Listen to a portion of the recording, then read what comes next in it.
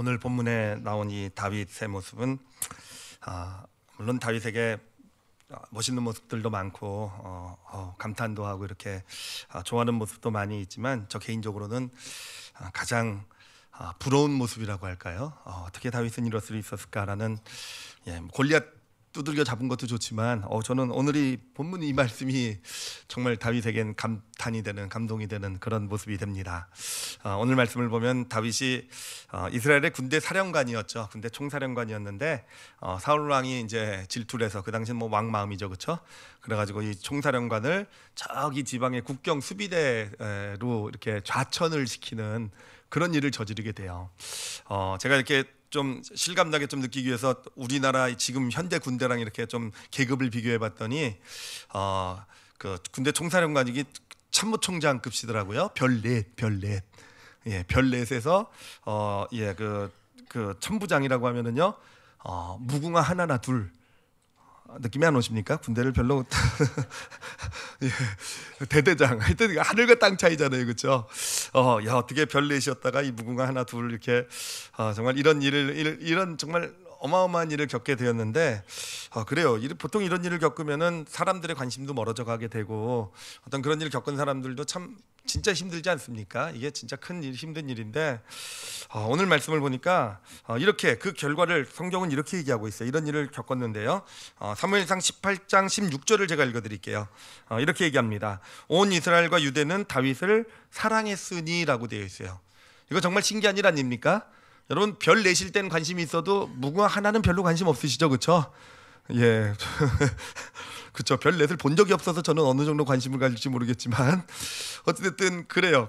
그런데 점점 사실은 관심에서 사라져가고 뭐 이래야 되는 데인데 여전히 그 이스라엘 백성들은요 다윗을 사랑하고 있었다라고 기록을 하고 있는 것을 보고 와, 이거 정말 좀 특별한 현상이다라는 걸 볼 수 있고요. 그런데 어떻게 그런 일이 이루어졌는가 봤더니 뭐라고 되어 있냐면은요, 그가 자기들 앞에 출입하기 때문이라라고 되어 있어요. 이 출입이라는 것은 이제 전쟁을 가리키는 용어가 되는데 다윗은요 총사령관일 때에도 열심히 이스라엘 백성, 그 당시 뭐 블레셋의 위험과 주변 국가의 위험이 많을 때니까 열심히 전쟁을 싸웠지만 국경 수비대에 가가지고 그렇게 대대장이 돼가지고도 대대장이든 차령관이든 상관없이 백성들을 위해서 정말 열심히 어떤 자신이 할 수 있는 최선을 다해서 이렇게 전쟁을 했던 어떤 백성들을 지켜왔던 어떤 그런 모습을 나타내 보였다라는 것이죠. 그래, 이게 정말 이게 다윗의 진짜 대단한 모습 아니겠습니까? 그래요.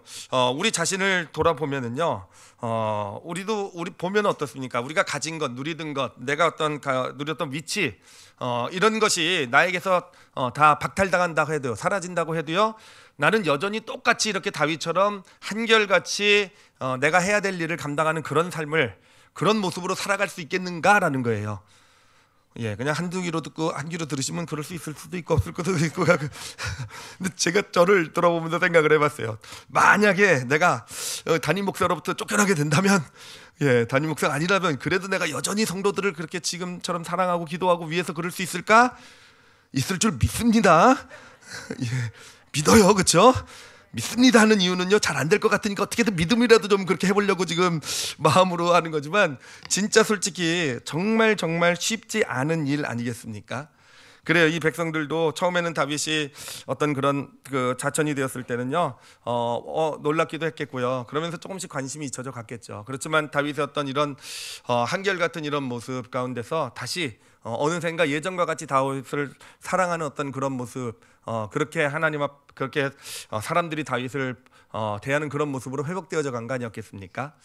자, 다윗은 어떻게 그럴 수 있었을까라는 거예요. 다윗이 그럴 수 있었던 아주 근원적인 이유가 있어요. 근원적인 이유. 그것은 뭐냐면은 다윗은요 바로 이 존재 가치, 스스로에 대한 존재 가치에 대한 흔들리지 않는 믿음 같은 걸 가지고 있었던 거예요. 그러니까 이 스스로의 존재 가치에 대한 믿음, 다른 사람이 보는 그런 것도 중요하겠지만 더 중요한 건 자기가 자신을 볼 때 자신의 존재 가치에 대한 흔들리지 않는 그런 믿음이 있었던 거 아니겠습니까? 그러니까 어떤 내 겉으로 보여지는 상황에 상관없이 총사령관이든 아니면은 그 내가 어떤 그런 국경 수비대로 자천이 되든 아니면 나중에는 그 광야에 쫓기는 자가 되잖아요. 그렇죠? 범죄자가 되잖아요. 범죄자의 어떤 신자가 되든 어떤 그런 흔들리지 않는 자신의 존재 자체에 대한 흔들리지 않는 믿음을 가지고 있었기 때문에 그가 그렇게 한결같은 모습으로 삶을 살아갈 수 있었던 것, 이게 다윗의 어떤 믿음의 비결이 되는 것입니다.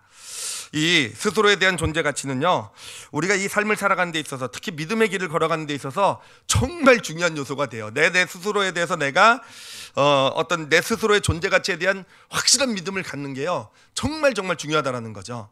제가 이거를 이렇게 비유를 해봤어요. 이렇게 생각하다가 이 존재 가치에 대해서 생각을 하다가 이렇게 비유를 들면 이야기가 좀 쉽겠다 해가지고 비유가 생각난 것이 있는데, 뭐냐면은 여러분, 우리 나라는 존재는요, 스마트폰이라고 한번 생각을 해보세요. 예, 스마트폰엔 다양한 어떤 기능이 있죠, 그렇죠? 스마트폰에 성능도 있을 것이고 다양한 앱들 기능도 있을 것이고, 또 스마트폰 요즘 또 얼마나 예쁘게 나옵니까, 그렇죠? 예, 얼마나 예쁘게 나오는, 하여튼 그런 이제 나를 스마트폰으로 비유한다고 한다면, 이 존재 가치라는 것은 무엇이냐면은 스마트폰 안에 있는 배터리 같은 것이 존재 가치가 됩니다. 이해가 확 되시지 않으십니까? 예, 또 설명해드려야 되죠, 그렇죠? 예, 이거 너무 아시겠지만요, 그런 거죠. 스마트폰이요, 아무리 성능이 좋으면 뭐 합니까, 그렇죠? 아무리 나에게 필요한 기가 막힌 앱들이 쫙 깔려져 있으면 뭐 하겠습니까? 예, 물론 있으면 좋고 모양도 예쁘면 좋겠지만 배터리가 다 방전된 하나도 없는 스마트폰이 무슨 소용이 있겠습니까, 그렇죠? 그래요. 배터리가 충분히 있지 않으면은요, 충분히 충전돼 있지 않으면은요, 아무리 기능이 좋고 아무리 성능이 좋아도 그냥 배터리가 간다 하면 그 기능을 마음대로 쓸 수 없잖아요, 그렇죠? 예, 그러다가 방전이라도 돼버리면 뭐 정말 쓸모없는 그런 어떤 것이 되어버리지 않습니까? 바로 우리라는 존재도 마찬가지라는 거예요. 우리에도 하나님께서 우리 각자에게 어떤 그런 아름다운 외모도 주셨고, 안 어울립니까? 어찌됐든 예, 외모도 주셨고 재능도 주셨고 각자마다 어떤 능력도 있을 것이고 어떤 성품도 있을 것이고 어떤 그 가운데서 노력도 하는 그런 삶을 살아가게 될 거예요. 물론 그런 것도 우리에게 중요하겠지만, 그것이 제대로 중요하고 그것을 우리 삶의 어떤 그런 축복의 길로 이끌어 가겠지만, 근원적으로 그런 것이 제대로 작동하기 위해서는요, 뭐가 제일 충전되어 있어야 되겠습니까? 우리 존재 가치가 잘 충전되어 있어야 된다는 거예요. 이 존재 가치가 잘 충전되어 있게 될 때, 그런 나에게 주신 어떤 기능들, 재능들, 능력들, 내 노력들, 내 성품들이요, 제대로 발휘가 돼가지고 하나님이 예비하신 진짜 축복의 길로 이렇게 우리를 이끌고 가게 된다는 것이죠. 그래서 다윗이 군대 총사령관이었을 때도, 또 국경 수비대였을 때에도, 또 저기 광야에 쫓기는 자였을 때에도 한결같은 모습으로 설 수 있었던 그 이유가 존재 가치, 스스로 존재 가치가 충전이 잘 되어 있었기 때문, 바로 그런 때문이라는 것이에요. 다윗을 보면 정말 삶에 큰 위기가 있었어요. 정말 삶이 무너질 수 있는 큰 위기 가운데서도 보면은 안 무너지잖아요, 그렇죠? 끝까지 안 무너질 수 있는 이유도 무엇이냐? 막 겉은 좀 손상이 되고 뭐 스마트폰이 좀 때가 타고 뭐 이렇게 됐을지 모르겠지만, 그 안에 배터리가 충분히 충전되어 있기 때문에 능히 그런 어떤 어려운 시기도 잘 이겨나갈 수 있었던 것이고, 그리고요, 그리고 특별히 이 다윗을 묵상하면서 다윗이 이럴 수 있었던 이유가 여기 있었구나 깨달은 것이 뭐냐면은, 다윗은요, 진짜 대단한 감탄스러운 게 뭐냐면은, 평소에 믿음이 좋은 거는요, 뭐 다 그럴 수 있다고 생각을 해요. 근데 다윗이 진짜 감탄스러운 것은요, 평소가 아니라 정말 힘들고 어려운 삶에 큰 충격과 아픔이 있는 시기에도요, 그는요 결국은 믿음을 선택을 하더라고요. 여러분, 이게 쉬운 일 같지만 결코 쉬운 일 아닙니다. 쉽지가 않아요. 저도 사실은 평소에는 믿음이 되게 좋아요. 제가 평소에는요, 하나님 말씀 생각도 많이 하고요, 사람들 대하고 이렇게 할 때도 하나님 원하시는 대로 하려고 하지만, 진짜 늘 지나고 나서 후회하는 건 뭐냐면은, 어려운 일이 딱 생겼을 때, 뭔가 정말 충격적인 일이 왔을 때, 뭔가 큰 어떤 고통과 이런 것이 막 어떤 충격 같은 것이 저에게 왔을 때, 이럴 때 그 당시는요, 믿음이 생각나질 않아요. 예, 저만 그렇지 않잖아요, 그렇죠?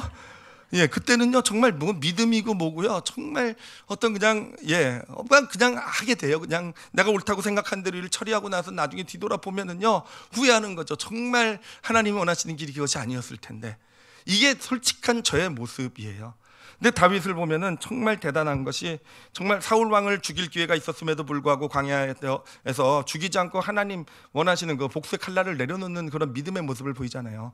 그것뿐만 아니에요. 정말 큰 아픔, 배신을 경험하고, 사실 배신 경험하면 그때 정말 믿음으로 행하기가 제일 힘들어요.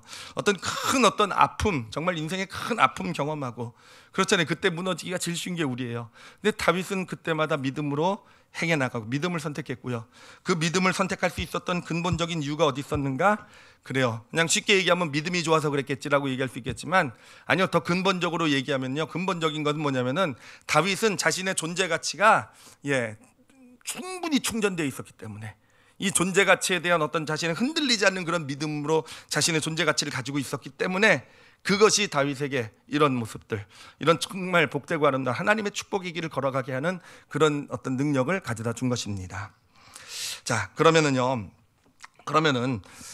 이제 궁금한 것은 존재 가치가 어떻게 충전이 될까라는 거죠. 우리 존재 가치가 여러분 충전 좀 많이 많이 완충하고 다니시길 바랍니다.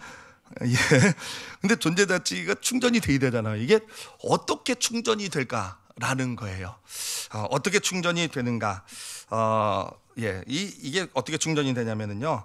제가 이 존재 가치 이런 것을 요즘 공부를 좀 하고 책을 읽고 공부를 하고 있는데, 이 존재 가치라는 것은 언제 충전이 되냐면은 누군가가 자신에 대한 어떤 그런 관심을 가져주고 어떤 내 존재를 인정해주고 존중할 때, 즉 내가 관심받고 나를 인정하고 존중해주는 어떤 그런 것을 이렇게 경험하게 될 때 우리의 존재 가치가 충전이 되게 된다라는 거예요.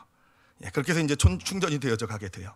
자, 그런데 여러분, 문제가 있어요. 여기에는요, 보통 그렇게 충전이 되기 때문에 어린 시절에 아이들을 보면은요, 존재 가치의 충전이 잘 이루어지는 경우가 많아요. 물론 그렇지 못한 아이들도 참 가슴 아프지만, 그렇지 못한 아이들도 물론 있긴 있지만, 하여튼 대부분 정상적인 가정에서 이렇게 자란 아이들은요, 어떤 존재 가치에 대한 충전이 어린 시절엔 잘 돼요. 왜냐하면은 부모님들이 워낙 우리 아이들 정말 조금만 그림 2살짜리 애가 동그라미만 똑바로 그려도 미술 천재난 거잖아요, 그렇죠? 그렇잖아요. 어떤 애가 10개월째 일어나서 걸으니까 갑자기 얘를 운동선수 시켜야 된다고 10개월에 걸었다고, 딴 애들은 12개월째 걷는데, 이게 부모 마음 아니겠습니까? 정말 그렇잖아요. 저는 제 딸내미 재영이가 마라톤 선수가 될 줄 알았어요. 왜냐하면 2살 때요, 정말 쉬지 않고 뛰어다니는 걸 보면서 쟤는 마라톤을 시키면 되겠다. 하여튼 어린 시절에는 사실 많은 사람들이, 부모님도 그렇고 주변에 있는 사람들이 있는 존재 자체로서 그 아이들에게 관심 가져주고 또 인정도 해주고 존중도 해줘요. 그러니까 이 어린 시절에는 자신의 어떤 존재 가치의 충전이 잘 되는 그런 시기가 되는 것이죠.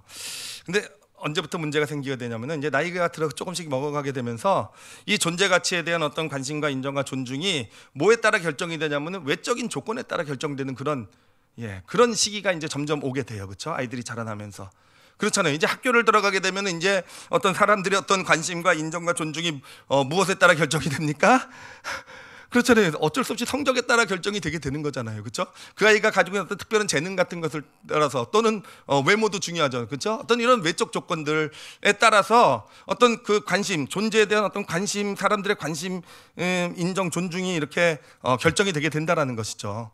이건 나이가 들어서 어른이 돼서도 마찬가지 아니겠습니까? 결국은 사람들은 어떤 재력에 따라서, 어떤 그런 내가 누리고 있는 어떤 위치에 따라서, 내 성취, 이것에 따라서 이 외적 조건을 가지고 관심을 가져주고 인정돼주고 존중을 해주잖아요.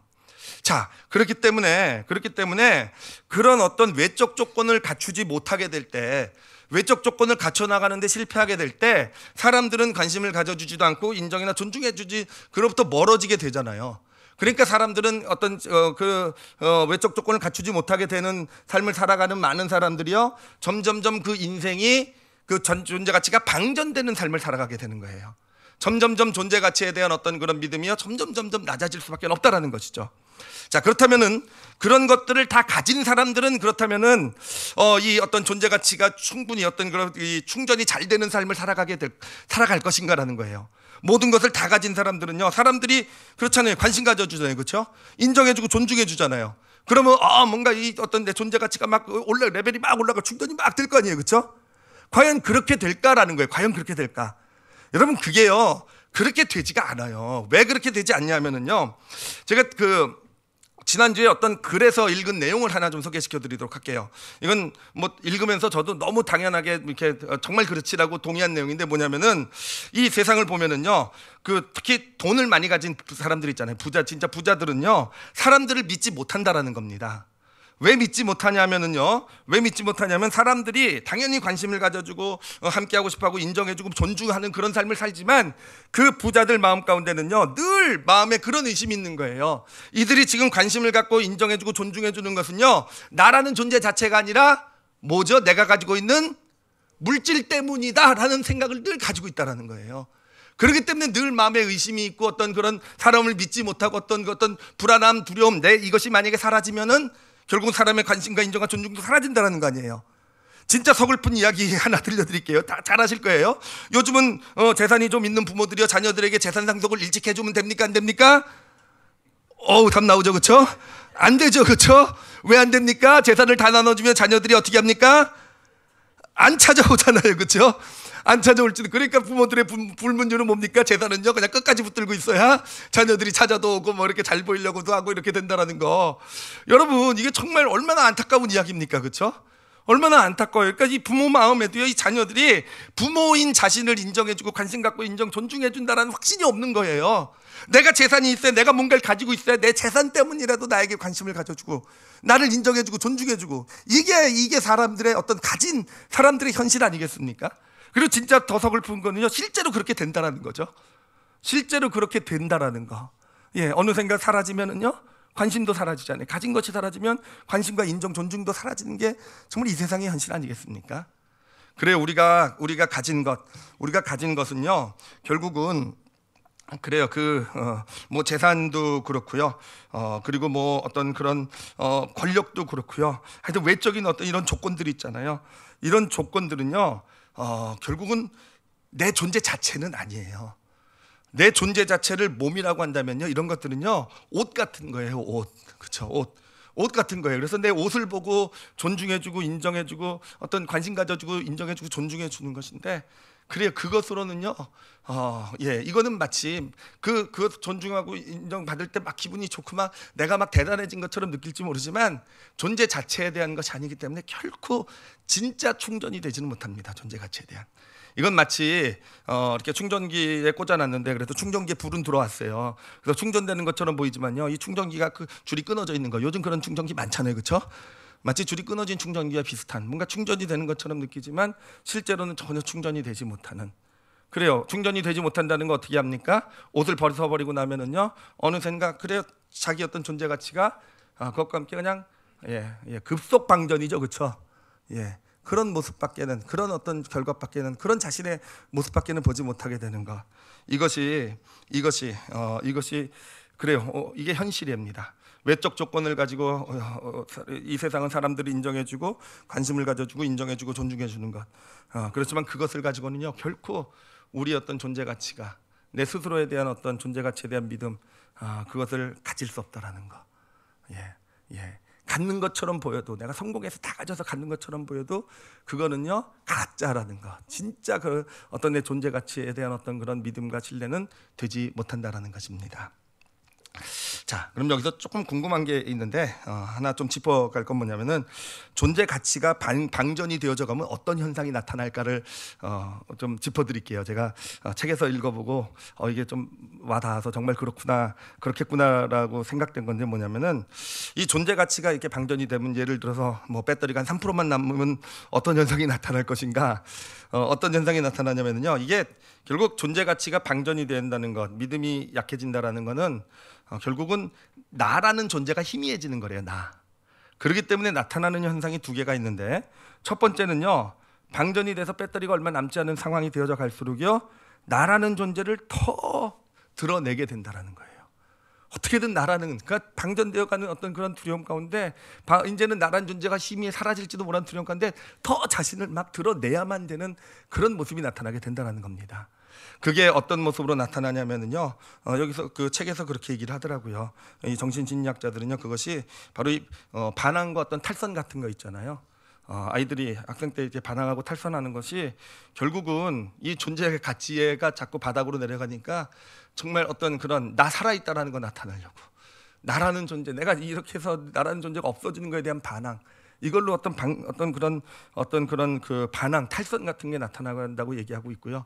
그리고 폭력이 바로 그렇대요. 폭력이라는 것은요, 바로 이 존재 가치가 방전되어져 가는, 방전될 위험 가운데 나타나는 게, 더 주목받고 살아있는 것을 나타내려고 하는 게 폭력이래요. 근데 이거는 단순히 외적인 그런 폭력뿐만 아니라, 이렇게 진짜 주먹으로 때리는 어떤 그런 폭력뿐만 아니라, 제가 어렸을 때 형한테 엄청 많이 맞았는데 왜 맞았는지 이유를 지금 오늘 말씀 전하면서 좀 알게 되는 것 같아요. 어쨌든 이 인터넷 같은 데 보면 요즘 정말 악성 댓글들 많이 올라오잖아요. 정말 인격살인 같은 하는 정말 말도 안 되는 그런 어떤 정말 그런 사람을 죽이는 댓글들 많이 달리잖아요. 그런데 실제로 그런 댓글을 단 사람들을 이렇게 가서 진짜 그 사람이 어떤 사람들인지 보면은요, 존재감이 전혀 없는 사람들이래요. 실제 삶에서는요, 관심받지 못하고 인정받지 존중받지 못하고 어디 혼자 있는 어떤 존재감이 전혀 없는, 그러니까 그렇게 폭력적인 어떤 모습으로 나타나게 되는 것, 이게 방전될 때 나타나는 현상으로 보고 있습니다. 그런가 하면은 또 하나는 뭐냐면은, 이제 주로 뭔가를 많이 가진 사람들이 에게 나타나는 것인데, 뭔가 겉으로 보여지는 가진 것으로 인한 어떤 겉으로 보여지는 가짜 존재 가치는 되게 높은 것 같지만 실제 본인의 존재 가치는 점점 방전이 되잖아요. 그 가운데서 나타나는 게 자기의 존재 가치를 확인하기 위해서 가진 것을 가지고요, 쾌락이나 어떤 그런 타락하는 그런 삶으로 나타나게 된다는 거예요. 그렇게 해서라도 내가 살아있고 내 존재 가치가 있다는 걸 스스로에게 확인시키려고.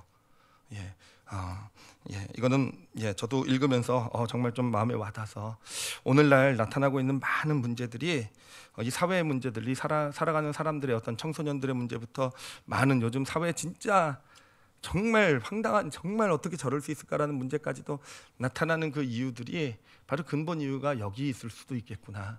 점점 사람들이 자신의 존재 가치에 대한 믿음이 점점 그것이 없어져 가면서 나라는 존재가 희미해지면서 나타나는 어떤 현상이구나라는 것, 이렇게 보게 되었습니다. 그러다가 완전히 방전되면은요, 그래요, 정신질환으로 나타나는 것이고, 또는 뭐 극단적인 어떤 그런 모습으로도 나타나게 된다라는 그런 내용을 읽고 저도 그렇게 그럴 수 있겠구나라는 것을 이렇게 하여튼 보게 되었어요. 자, 그러면 이제 좀 나눌 것은 뭐냐면은, 어떻게 존재 가치를 충전할 수 있을까가 중요하죠, 그렇죠? 그래요, 여러분 진짜 존재 가치에 대한 충전이 정말 잘 돼 있으시길 바랍니다. 아까도 말씀드렸지만 정말 많은 삶의 중요한 요소들이 있지만, 그래 내가 가진 것들, 어떤 실력들, 여러 가지 노력들이 있지만, 진짜 중요한 그 모든 것에 기반이 되는 게 이게 존재 가치예요. 스스로에 대한 존재 가치에 대한 믿음이요, 확실하게 서 있을 수 있어야 됩니다. 자, 근데 이것을 어떻게 충전이 될 수 있을까? 충전이 되는 방법은요, 사실은 굉장히 간단하죠.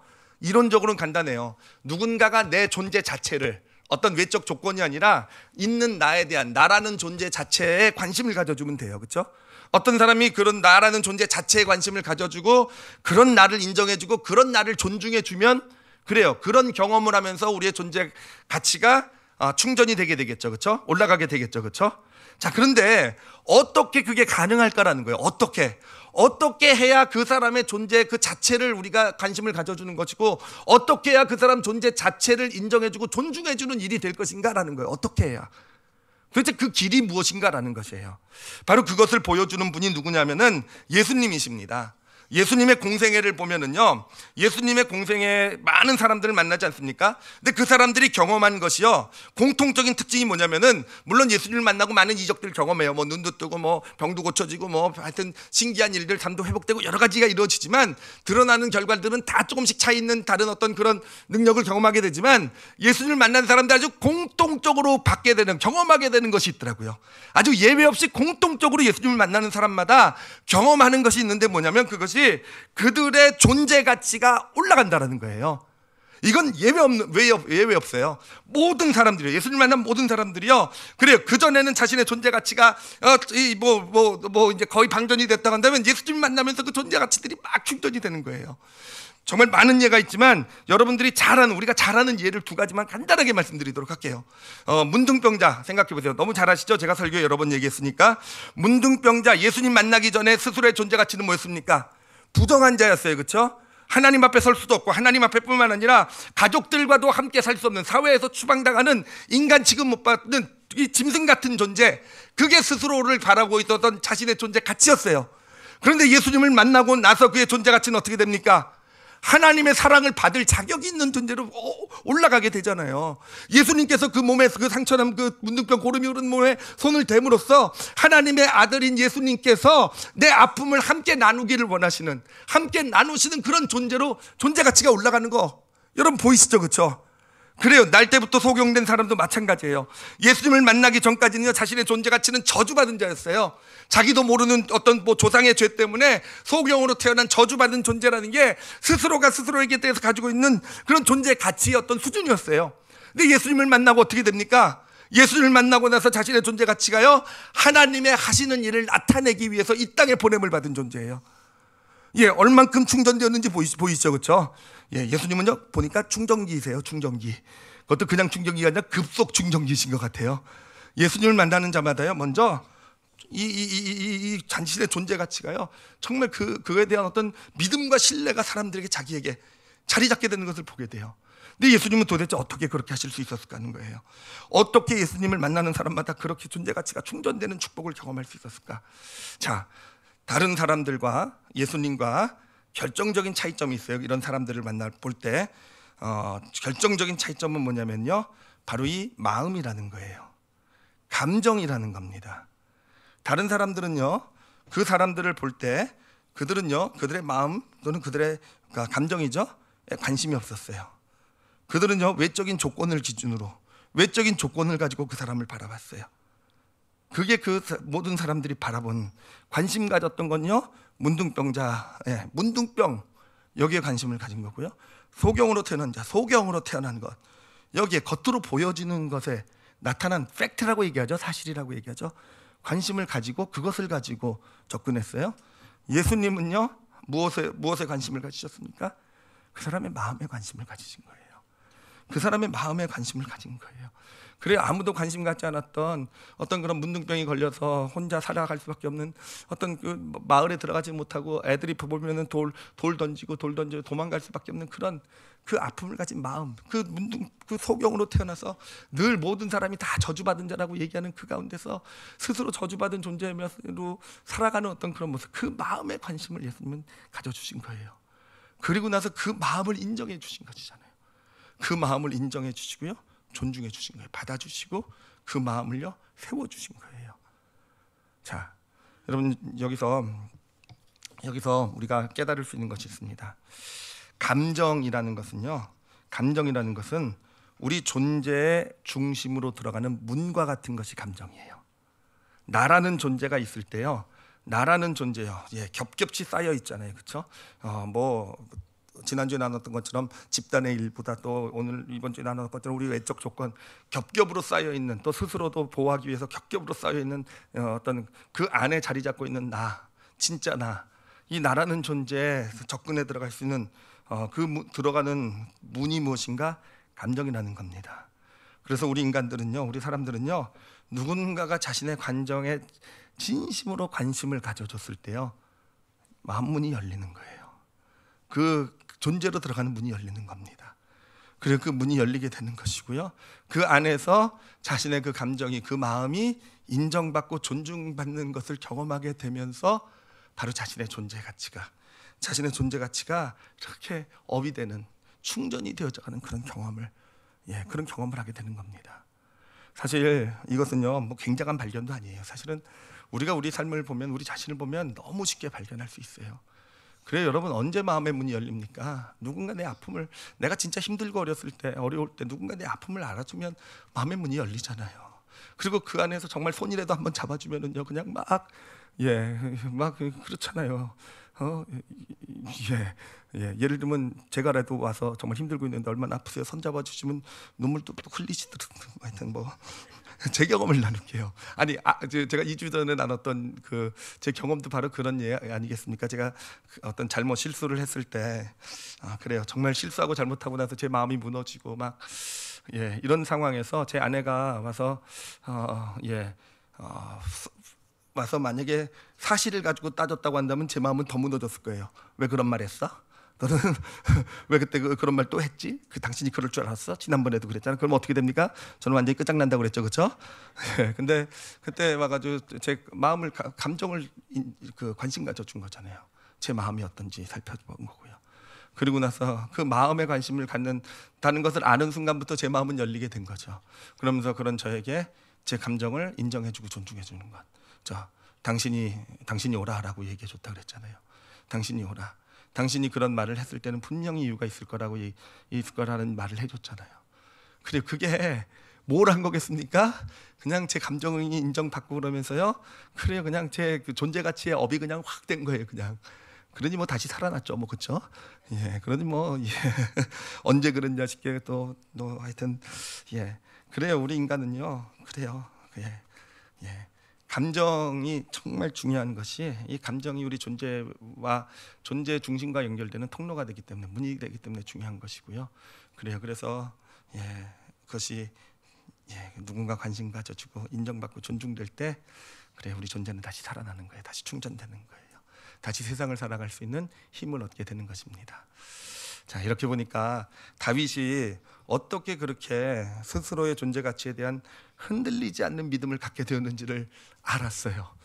야, 그래서 다윗이 이렇게 흔들리지 않는 그렇게 총사령관이었다가 이 지방의 그 정말 그 조그만 군대의 어떤 지휘관으로 자천됐음에도 또 하여튼 다윗이 어떻게 그렇게 정말 그런 상황에서도 믿음으로 설 수 있었는지 믿음을 그런 힘든 상황에도 그 이유를 알게 되었어요. 그 이유가 뭐냐면은요. 예, 그 이유가 뭐냐면은 어린 시절에 있더라고요. 어린 시절.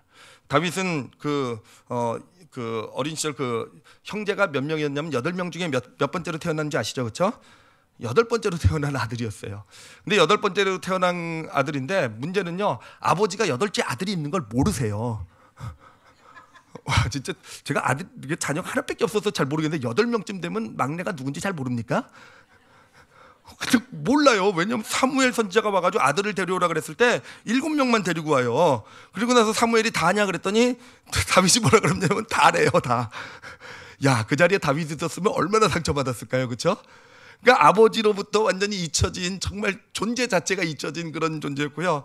형들도 그 성경을 보면은요 늘 다윗을 구박해요. 너 왜 이렇게 맨날 나서냐? 막내가 넌 하여튼 그런 존재가 다윗이었어요. 정말 어린 시절에. 그래서 다윗이 늘 한 게 뭐냐면 양을 치는 일을 늘 양을 데리고 나서 예, 늘 바깥에 있었죠. 그러니까 아버지도 아예 다윗 잘 보지도 못했을 거예요. 늘 바깥에서 양치고 있으니까. 어떤 그런 삶. 그 당시에 양치기는요 사실 제일 하층 계급이 하는 일이에요. 제일 그 좋은 직업이 군인이고요. 그 다음이 농사 짓는 일이고요. 그 다음에 가장 천한 사람들이 하는 게 양치기, 이 목자의 역할을 하는 거예요. 다윗은 그 일만 늘 들판에 나가 산 거예요.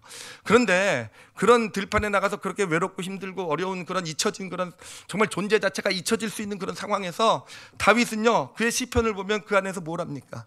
하나님 앞에 자신의 감정을 마음을 다 쏟아 놓더라고요. 그냥 다 쏟아. 시편을 보면은 정말 다윗은요 감정이 진짜 다양한 것을 보게 돼요. 그 여러 가지 다양한 감정들 하나님 앞에 다 내어놓게 되고요. 하나님 보면은요 하나님께서는 그는 그 기도하고 찬양하면서 그 자신의 감정을 쏟아놓고요. 그 가운데서 하나님께서는 관심을 가져주시고 그의 시편을 보니까 그 하나님께서는 그 감정을 뭐 판단하거나 평가하거나 이러지 않으시더라고요. 아니 그런 얘기는 하나도 없더라고요. 이 시편에. 너 왜 그렇게 했냐? 너 왜 그런 마음 갖냐? 그런 마음 가지면 안 돼. 이런 얘기 하나도 없어요. 시편에. 하나님께서 다윗이 막 힘들어하고 막 가소연할 때 야 너 그 부정적인 생각 가지면 안 돼. 그런 감정 품으면 큰일 나지. 이런 얘기 하나도 안 하세요. 그냥 받아주시더라고요. 그냥 인정해 주시고 그냥 존중해 주시는 거예요.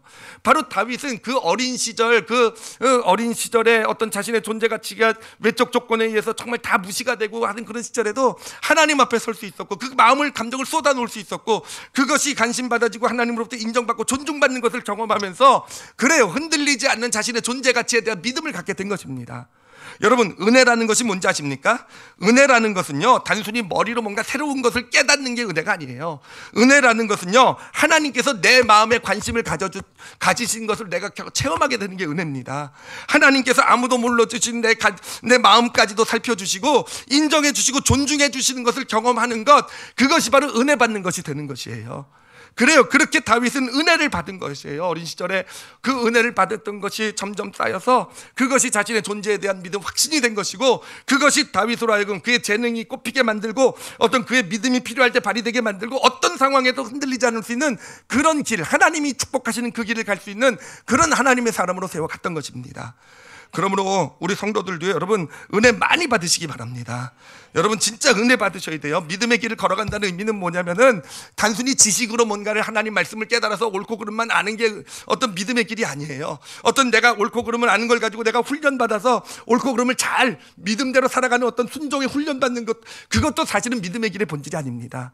어떤 사람이요, 그런 어떤 분이 그렇게 분석을 했는데 정말 마음에 와닿더라고요. 오늘날 한국 교회가 영향력을 잃어간 이유가 무엇이냐? 오늘날 한국 교회 크리스찬들이 왜 세상에서 이 교회는 크고 사람들은 많고 이 교회가 정말 기가 막힌 정말 하나님의 말씀이 매주 선포되고, 그리고 어떤 훈련, 제자 훈련이다 무슨 훈련이다 해서 그렇게 순종 훈련을 많이 받은 크리스찬들이 정말 교회 안에는 많은데 왜 세상에 나가서 그 크리스찬들이 영향력을 발휘한 믿음으로 서지 못하느냐?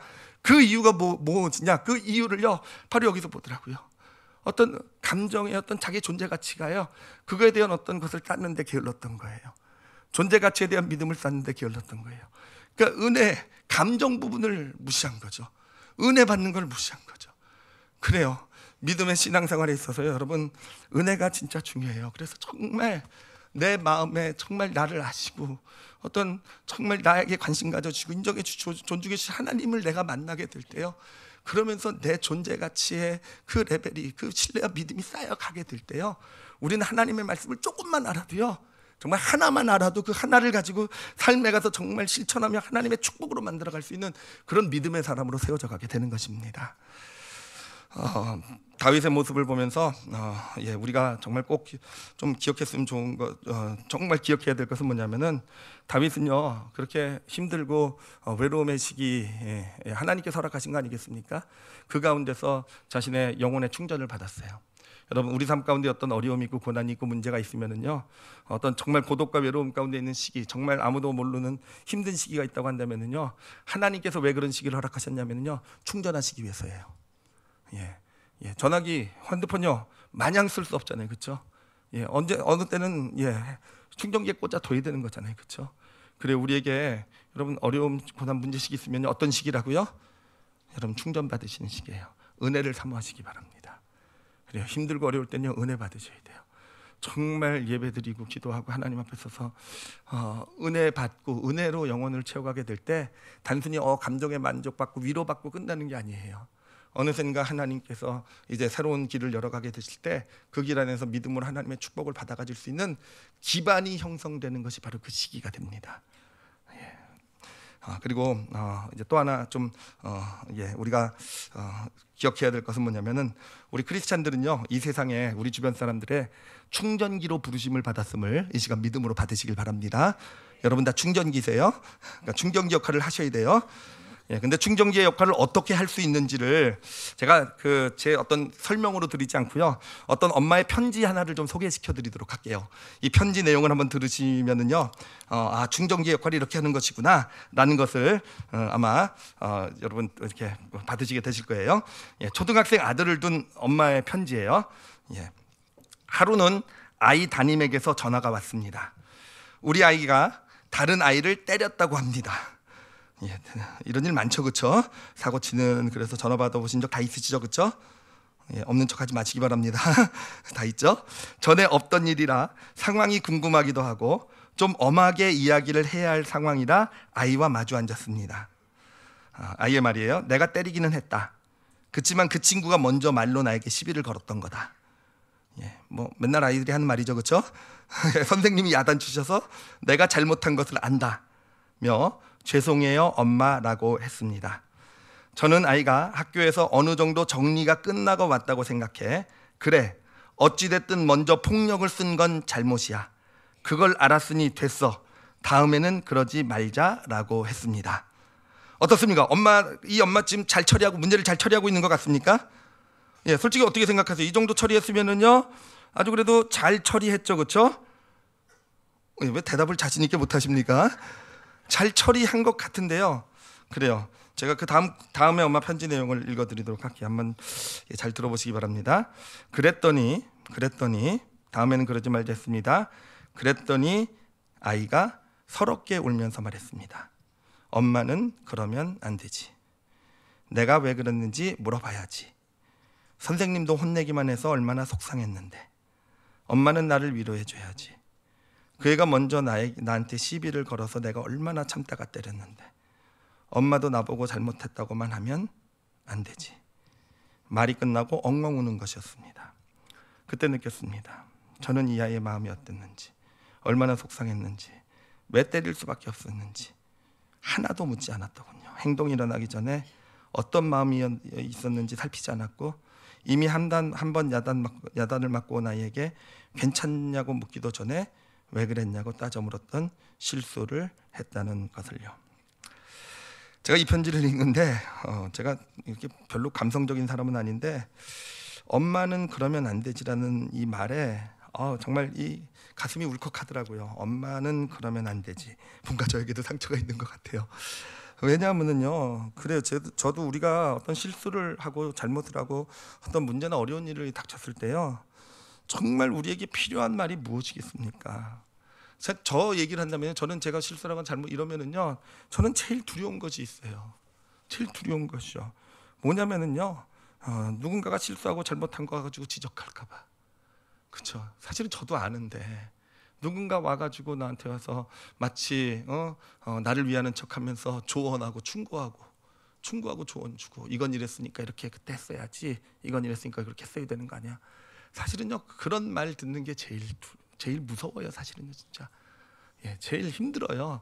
예, 그런 말들. 그리고 또 힘든 게 뭡니까? 그러면요, 꼭 뒤에서 평가가 딱 들려와요. 예, 딱 평가. 참 그런 게 정말 힘들지 않습니까? 왜 그렇게 힘들까를 생각을 해봤어요. 근데 그 이유를 알았어요. 왜냐하면요, 여러분, 이렇게 뭔가 충고하고 조언을 주고 평가를 하고 판단을 한다라는 거, 제가 줄여서 이걸 충조평판이라고 할게요. 충조평판, 쉽죠, 그렇죠? 이게 왜 그렇게 힘들게 되는가 하면은요, 충고나 조언이나 평가, 판단, 그게 틀리지 않을 수 있어요. 오히려 정말 좋은 내용일 수도 있고 정말 맞는 말일 가능성도 많고, 또 하나님의 어떤 말씀을 인용하는 그런 것이 될 수도 있어요. 근데 여러분, 충조평판을 하는 순간에 어떤 일이 벌어지냐면요, 그 상황에서 감정이라는 것은 완전히 무시되기 시작하게 되는 거예요. 뭐만 남습니까? 팩트만 남아요. 사실만 남아요. 그래요, 사실만 남아요. 그러니 감정이라는 것이 사라지고 사실만 남게 되니, 그래요, 그것이 힘들게 하는 거더라고요. 아무리 옳은 말을 들어도요, 지금 나에게 필요한 것은 무엇입니까? 그 사건 때문에 가뜩이나 내 지금 존재 가치에 대한 어떤 그런 것이 힘들어지고, 그것 때문에 그것이 좌절하고 있는 그런 상황인데, 그래, 나에게 필요한 것은 누군가 내 존재 가치를 좀 올려주는, 나를 좀 관심 가져주고, 내 마음에 내 감정에 관심 가져주고, 인정해주고, 존중해주는, 그게 지금 필요한 것이잖아요. 그게 일단 이루어져야 충고도 들을 수 있고, 조언도 들을 수 있고, 평가나 판단도 듣고 내가 그것을 가지고 어떤 유익으로 삼을 수 있는 거지. 그게 이루어지지 않으면은요, 여러분, 이런 충조평판은요, 오히려 내 어떤 그 존재의 가치를요, 오히려 더 급속하게 방전시키는 역할밖에 나지 못한다라는 거예요. 이 아이가 엄마는 그러면 안 되지라고 얘기할 때요, 그래요, 보니까 그래요, 우리도 그런 외침 많이 하는 것 같아요. 내 주변에 정말 저를 사랑하고 가깝고 함께하는 그런 많은 어떤 그런 분들이 있잖아요. 그런데 그런 사람들은 정말 우리가 원하는 게 뭡니까? 좀 내 편이 되어주길 원하는 거잖아요. 내 마음, 내 감정을 좀 알아주길 원하는 거잖아요. 그런데 가까운 사람일수록 와가지고 얘기하는 게 뭡니까? 조언이라고, 충고라고 하는 이야기들. 그러니 우리 마음속으로는요, 늘 그런 외침이 있는 것 같아요. 당신은 그러면 안 되잖아. 당신은 내 아내잖아. 당신은 내 남편이잖아. 당신은 내 엄마잖아. 내 아빠잖아. 넌 내 자녀잖아. 그런 당신은 그러면 안 되잖아. 이런 마음이 우리에게 다 있는 거 아니겠습니까? 그래요, 우리 크리스찬들이요, 주변에 충전기 역할을 하기 위해서는요, 여러분, 충조평판을 없애시길 바랍니다. 아니요, 물론 필요할 거예요. 해야 될 때가 분명히 있을 거예요. 근데 뭐부터 먼저 살리셔야 됩니까? 존재 가치부터 먼저 세워주셔야 돼요. 그러니 아무리 근데 생각해봤어요. 왜 자꾸 충조평판하게 되나? 저도 누군가 어떤 일이 생기면요, 충조평판부터 하게 돼요. 왜 그런가 생각해봤더니 그것 말고는 할 말이 없어서 그런 거더라고요. 그러려면 그냥 입 다물고 가만히 있는 게 훨씬 낫더라고요. 그래요. 먼저 우리가 진짜 우리는 주변에 우리 이웃 함께하는 사람들의 어떤 충전기 역할을 감당해 줘야 되고요. 그러기 하기 위해서는요, 여러분 그 사람의 마음 관심에 이렇게 초점 맞춰 주시길 바랍니다. 그렇게 하셔야 돼요. 무슨 일이 일어났니? 왜 그랬니? 팩트는 나중에 따지세요. 너 마음이 어땠니가 중요해요.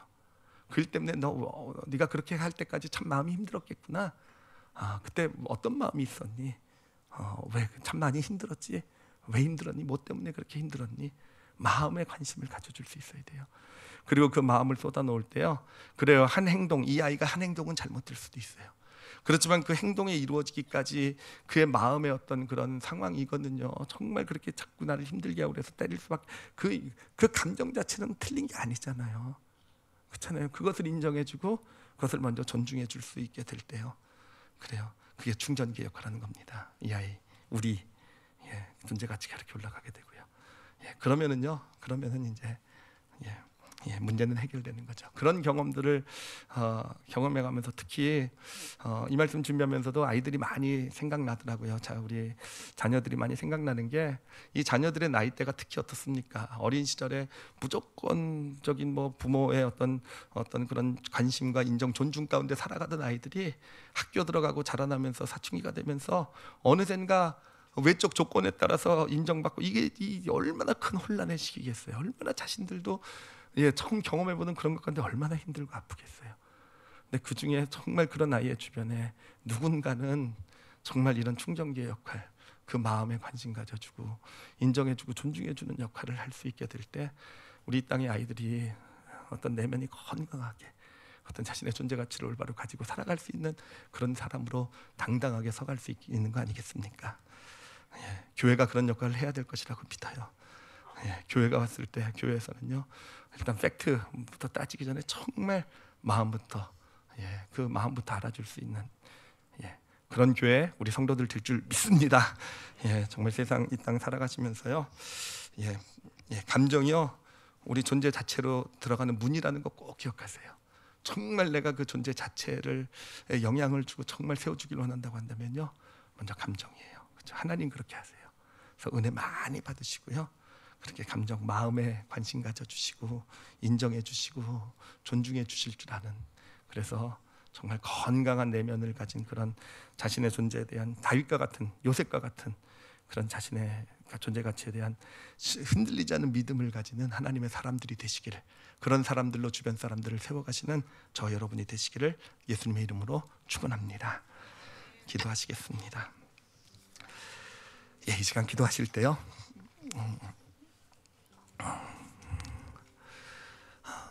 여러분 받은 은혜를 한번 생각해 보세요. 아까도 말씀드렸지만 은혜는요, 선택이 아니에요. 은혜 주시면 좋고 은혜 안 받으면 우리 은혜 꼭 받아야 살 수 있는 존재예요.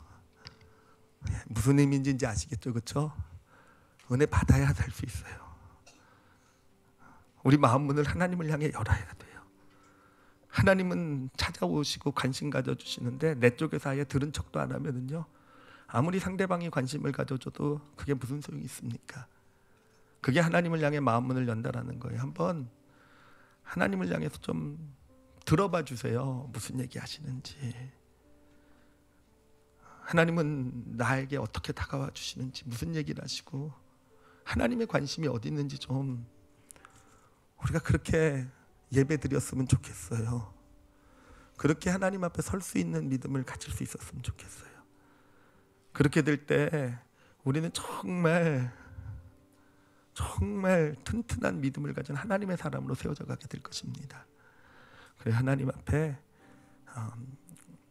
그런 고백 드렸으면 좋겠습니다. 예배 은혜 받겠습니다 라고 고백 드리세요. 정말 은혜 가운데 하나님 앞에 서겠습니다라는 고백 좀 마음껏 드리실 수 있었으면 좋겠어요.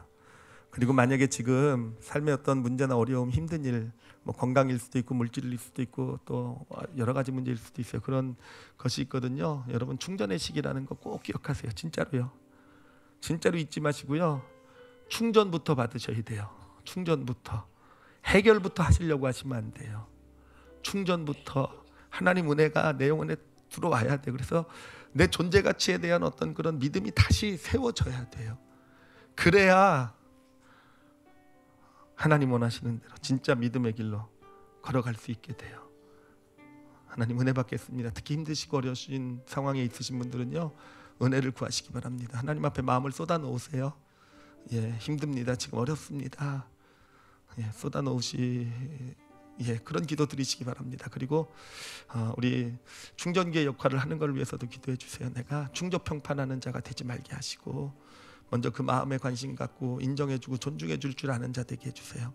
특히 주변에 좀 생각하시면서 자녀가 있으신 분들은요, 자녀를 놓고 또 남편과 아내를 놓고 그리고 무엇보다도 우리 부모님들을 놓고 그렇게 기도해 주셨으면 좋겠어요. 연세가 나이가 들어간다라는 것은요, 어떻게 보면 점점 더 자신의 존재 가치의 어떤 그런 것이 많이 떨어지는 그런 아픔을 겪는 시기잖아요. 그럴 때 정말 필요한 게 뭐겠습니까?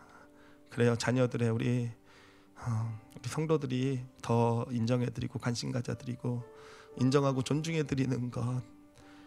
그럴 때 우리 교회가요, 우리 어르신들이 오히려 정말 믿음 좋으신 분들이잖아요. 정말 교회가 위로부터 주어지는 그런 놀라운 축복 가운데 있게 될 것입니다. 그렇게 충전기의 역할을 잘 감당하게 해주세요. 우리 올리브교회가 그런 교회 되게 해주세요. 우리 다 같이 오늘 말씀 놓고요, 함께 통성으로 기도하시겠습니다. 하나님 아버지 감사합니다. 아버지 하나님, 이렇게 하나님 주신 말씀 나눌 수 있는 은혜와 축복 주신 것 정말로 많이 감사합니다. 하나님의 축복 가운데서 나갈 줄 아는 그런 하나님의 사랑, 그런 믿음의 길 걸어가는 저희들 될 수 있도록 축복하여 주시옵소서. 하나님 아버지 은혜가 필요합니다. 아버지 하나님 은혜가 필요합니다. 하나님 저희에게는 은혜가 필요합니다. 하나님 저에게 은혜가 필요합니다. 아버지 하나님 감사합니다.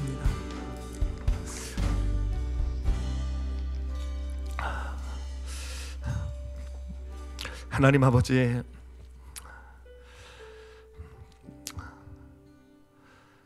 정말 믿음의 길 잘 걸어가고 싶습니다. 하나님 예배라는 것, 이 주일이라는 것 하나님께서 그냥 주신 것이 아니라는 것, 하나님 정말 우리에게 우리 삶을 충전시켜 주시기 위해서 당신의 은혜로 정말 다윗처럼 우리를 세워주시기 원하셔서 지금 이 자리를 허락해 주고 계시는 줄 믿습니다. 하나님 우리 성도들 영혼 지금 이 시간 충전되게 해주세요. 하나님 아픔이 있습니까? 힘듦 어려움이 있습니까? 하나님 아십니다. 하나님 함께 하십니다. 그래요. 세상은 다 손가락질하고 세상은 다 팩트를 외적으로 드러나는 것을 가지고 판단하고 평가해도요, 아니요, 하나님은요 알아주세요. 하나님은 인정해 주시고 하나님은 우리를 존중해 주시고 우리 마음을 만져주십니다. 그래요. 이 시간에 우리 성도들 예배 가운데 그 하나님의 손길을 경험했기를 이 시간 당신께 간구하며 소원합니다. 하나님, 그리고 참 회개가 됩니다. 크리스찬이고 하나님 말씀을 안다고 하면서도 사람들을 충전해 주는 역할이 아니라 오히려 방전시키는 역할을 해왔던 우리의 모습을 이 시간에 예수 그리스도의 피를 의지하여 회개합니다. 하나님 진짜 이 세상에 충전기 역할을 하게 해주세요. 하나님 정말 우리 성도가 있는 곳에, 우리가 있는 곳에 사람들이 살아나고 살아갈 희망을 얻고 용기를 얻고 혼자가 아니라는 사실을 알고 하나님 그렇게 당당하게 든든하게 살아갈 수 있는 하나님 그런 충전기 같은 역할을 하게 해주세요. 아버지 어렵지 않은 길인 줄 압니다. 하나님 아는 척하지 않으면 돼요. 하나님 아는 척하지 않으면 되잖아요. 하나님 아는 척하지 않고요, 그냥 관심 가져주면 되는 거잖아요. 그렇죠. 그 마음 함께 해주면 되는 거잖아요. 인정해주고 존중해주면 되는 것. 아버지 그렇게 정말 이 땅에 특히 우리 자라나는 정말 힘들고 혼란기 가운데 있는 우리 자녀들의 충전기가 되어져가는 저희 성도들, 어른들, 부모들 될 수 있도록 하나님께서 믿음을 더하여 주시옵소서. 아버지 감사합니다. 아버지께 감사드리며 예수님 이름으로 기도드렸사옵나이다. 아멘.